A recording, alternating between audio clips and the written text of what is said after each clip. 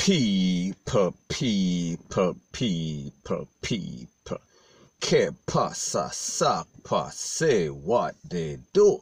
Now we see that the Popo I am speaking about, the armed force, they are in celebratory mode after they found six illegal firearms, including an AK-47. Now, based on the information, it is said that this operation was carried out by the Special Operation Unit. I think this was a newly formed unit by the JCF. We are speaking about the Commissioner of Popo. And based on the information, it is also said that 2 men were arrested. And based on a statement from the JCF, it is said that the Popo carried out an operation from about 8 a.m. to 2 p.m. at a place called Barracks Road. We are speaking about Withorn. We are speaking about on a property in Westmoreland. And during that search, they found an AK-47, 245 caliber and 39mm. They also found 138 rounds of ammunition, $6,760 and also 227,000 Jamaican dollars. And what is very significant in this is that they found sheets of paper containing identity information, aka we are talking about scammer. We are speaking about scamming information, point blank and period. Now, when you listen to a situation like this, it definitely has scamming all over it, because we are speaking about a lead sheet. We are speaking about identity information overseas. We are speaking about pages up on top of pages. So people, it is not just a one-off situation. However, people, I am kind of surprised that people are still scamming. I am kind of surprised that people are still getting scammed. Because the fact that we live in an information age, the fact that there is so much documentary out there talking about Jamaican scammers, I am surprised that people are still getting scammed. But people like them say, in this world, we have a lot of vulnerable people. And the next thing that I want to say is that I don't know how all these lead sheets are. And I also know that a lot of these criminals, they are diversifying their portfolio. That means that they are getting involved in all sorts of criminal and illicit activity. We are talking about robbery. We are talking about gun trade. We are speaking about just about everything, you name it, they are involved. They are now basically, may I say, they are doing any and everything. Because there's one thing that we know about these Jamaican criminals. They like to profile, them like the sweet, them like the hype life, them like the highlight, them like to be exposed, them like all sort of things. So people are going to do whatever it takes to get some easy money, and people like them say, easy come, easy go, and that includes your life, and that also includes your freedom. Now, when we listen to a situation like this, it has guns for drugs trade written all over it. And people, don't get it twisted. Most of the guns that are coming in Jamaica in the hundreds per month, they are not coming through the seaport, meaning the wharf. They are not coming through the airport, definitely not. And people, don't get it twisted. There's isolated incident in which we have some one-off in which them find we are talking about a barrel filled with all sort of tall up and all sort of 9mm rate, lele, blue, blah, bling. But people, the truth and the fact is that most of these guns coming into Jamaica are coming in the easy way, because like we see, our borders, they are porous. Them coming like some girls that are hustling at the back road. Now people, when I speak about the guns for drugs trade, I am speaking about Westmoreland, I am speaking about St. Elizabeth more specifically. I am speaking about some farmers that have the weed, we are talking about the good stuff, and then them just jump in a little boat and then paddle them way all the way to Haiti. And people, when you talk about Haiti, we are speaking about a place that is just down the street. We are talking about a couple of miles away from Miami, Florida. And if you know anything about Miami, Florida, we are speaking about their gun rules and regulation. It is loose. It coming like some loose gal. And you also know that Miami, Florida, it is the hub for everybody. We are talking about any and everybody that is smuggling. We are talking about the Jamaican them. We are talking about the Colombian them. We are talking talk about the people from the Dominican Republic. May I talk about any and everybody. They go to Florida and they buy these guns and then basically go to other states and them sell them for a bigger price. Likewise, the Haitian them get the weed from Jamaica and they buy these guns in Florida and them send them back to Jamaica.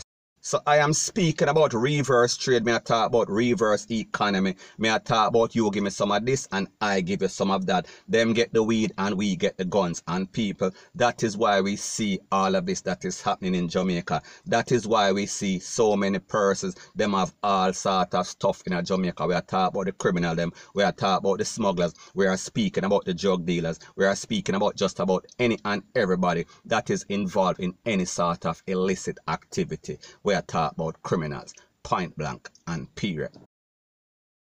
Now people, like I said, whenever you can get any sort of guns off of the street, especially when you're speaking about some big caliber, we are talking about some 45, we are talking about some 9mm, and even more when we speak about the AK-47, because we know that that can do a lot of damage. However, people, while this is a good thing, this is not cause for celebration, because whoever owns those guns, people, those guns, based on the condition, more than likely they are basically in the reserve we are talking about in the armory. So therefore, these people that are responsible for these guns, more than likely them have some more active guns that are on them. So therefore, we should not expect to see any sort of decline in the murder rate based on the fact that these guns were taken off the street. And people, like me say, we are speaking about 138 rounds of ammunition. So therefore, it is least likely that these will be used now that they are in the possession of the Popo. So the point that I am trying to make is that even though them lose some and even though them basically are scratch them head right now and I wonder and I ponder who basically set them up, they also have more, because people like them say when dog have money him buy cheese, and in this case, like you see, nothing exceeds like excess. So therefore these people have them thing here, may I talk about in the reserve, more than likely are the possibility or the probabilities are that them have much more artillery somewhere else or even on their possession. Point blank and period. Now, based on the information and the pictures that are out there, based on the conditions of most of these guns that were seized or found, it was obvious that these were found under some sort of foul coup. It was obvious that these things, may I talk about the weather, kind of basically played some sort of significant role on them based on them condition, because we are speaking about very rusty. They were in very bad condition, and more than likely, if you know anything about 9mm or 45, especially the type of metal that is used to make it, if any little thing it easy for jam, it easy for stick. So that is why you see a lot of hitmen, they always travel with some sort of barrel gun, just in case there is some sort of malfunction. So people, the point that I am trying to make is that don't watch the condition that they are found in. Them can easily WD-40 or oil up and they are ready for action. Once again, one more again, we are talking about people are going to be DEADING. So people, it is always good whenever the Popo get any sort of guns off of the street. Point blank and period. So when you look at the condition of the fire pieces, we might come to the conclusion that maybe these persons are not at the house. Maybe these persons that are responsible basically stay away from the place. However, the fact that money was there. Now people, when it comes to money, people always want to be close to their money. So people, this also tells you that somebody, we are speaking about somebody in the inner circle, somebody is talking, somebody is giving the Popo proper information, somebody is giving the Popo the GPS. They are telling them, listen, after you go behind the back of the house about 2 or 4 steps, under the foul cup on the right side, there is going to be some guns buried in some sort of plastic bag. We are talking about some garbage bag, we are talking about some cellophane bag. So just based on this information, it is quite obvious that some sort of gangster toddler tale is going on. Point blank and period.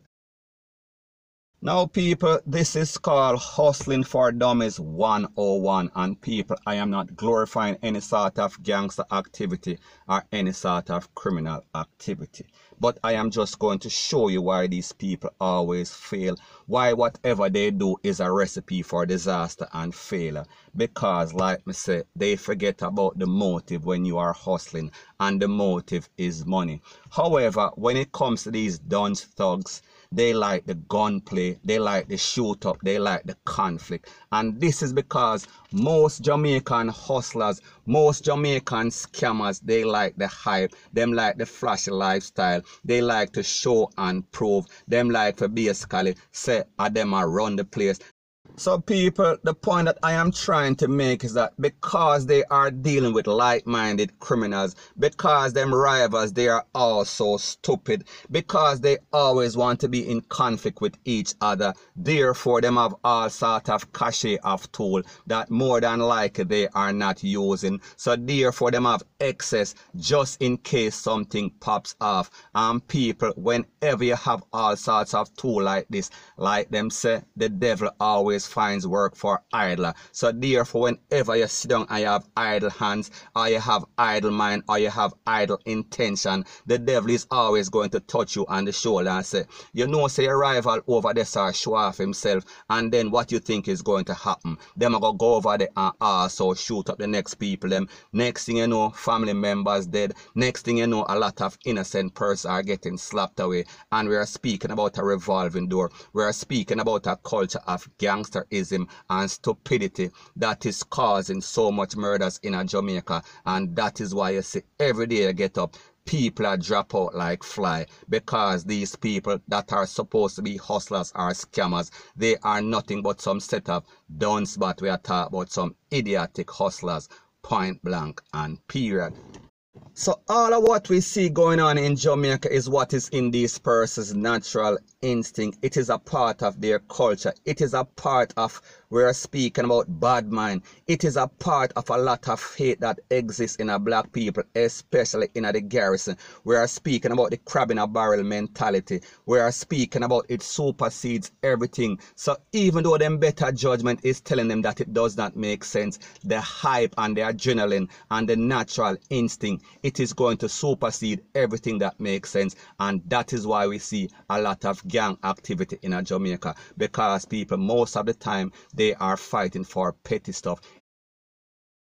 So whenever we hear any sorts of incidents like this, what we should hope for, based on the fact that a cache of cash was found, based on the fact that some serious sort of weaponry were found, we are talking about AK-47, we are talking about 4.5, we are talking about 9mm, and based on the fact that it is obvious that somebody is talking, what we should expect is some sort of arrest and conviction. However, people, if there's one thing that I know about criminals, they don't usually have anything in their name. We are talking about car, we are talking about house, we are talking about phone, and in this case, we are speaking about the premises in which these guns and money was found. More than likely, it is for somebody or registered or in a somebody else's name that don't know anything about what is going on. We are talking about somebody granny, we are talking about some second or third cousin, we are talking about a girlfriend that these criminals are always taking advantage of. However, that person will have to answer to the popo, and people, more than likely, they too will talk, and more than likely, it will also lead to some sort of arrest and conviction. Hopefully, but people, like we say, hope for the best and expect the worst, because when it comes to Jamaica and the popo and the justice system, it seems as if failure is always the order of the day. So my point is this: no matter what type of guns you see them find or seize, no matter how much money you see them catch, no matter how much witness them have, no matter if the case look like some sort of slam dunk case we are talking about easy like 1, 2, 3, it seems as if the justice system, they have a way of basically failing in court. We are speaking about they're like some babbling baboons, point blank and period. So anyways, people, that is my views on the whole thing as it pertains to that. And like me say, it is just my views and opinion. It is not the gospel. Your views and opinion can be respectfully different from mine, but let me know what you think in the comment section. Bless up.